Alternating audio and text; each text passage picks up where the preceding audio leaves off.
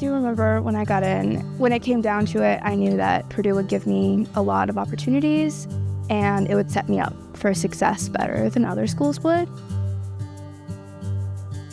She has accomplished so much more than I ever would have expected. The women have choices about how to get engaged in the community of women at Purdue. And, Riley made different choices than I did, and that's great.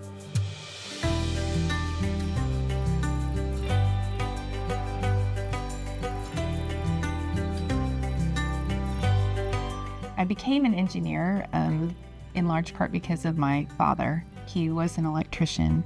I'm a first-generation college student, so neither of my parents have a 4-year degree. But my dad worked with his hands a lot, very handy, very smart. When I was in junior high, one day he came home, he was complaining about the engineer skin, and I said, "Dad, what is an engineer? You talk about it all the time. What is an engineer? And what do they do?" And he's like, "I don't know. But this is what I know about engineers. If you want to be part of what gets made and how it gets made and who it gets made for, you have to be an engineer." And that is what sounded very interesting to me. I was always fascinated with how things worked. And I just thought engineering would be a really interesting way to be part of the conversation about what kinds of things get invented, what kinds of things get made. My folks were very adamant that my brother and I were both going to go to college. And my dad always used to joke, no, I don't think he actually was joking. I don't care if you're a ditch digger, you're going to be a ditch digger with a college education. And then it was just a question of what we were going to study and where we were going to go. I came to Purdue because it just felt like it was a good fit. And engineering at Purdue was very well regarded. When I got my Purdue acceptance letter, everyone was happy, but didn't really make a huge deal out of it. I knew that Purdue was like one of my top schools. I have a twin brother. He and I got them the same day or the day after each other. So it was kind of like, okay, both of them got in. I wanted them to make their own decision, but I also wanted them to make the decision to come to Purdue, right?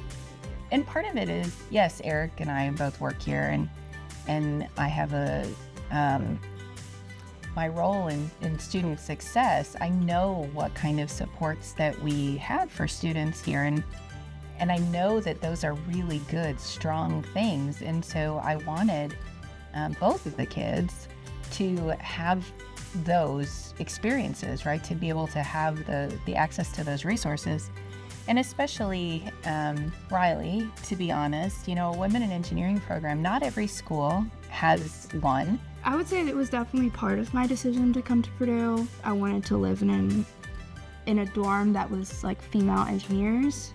That was really important for me for my freshman year, to make friends with other girls in engineering. I feel like I did try to forge my own path, and I think my experience was different than yours. Yeah, a lot. And Dad's and Reese's too. When I share things about your college experience, it sounds so different. They didn't have Google.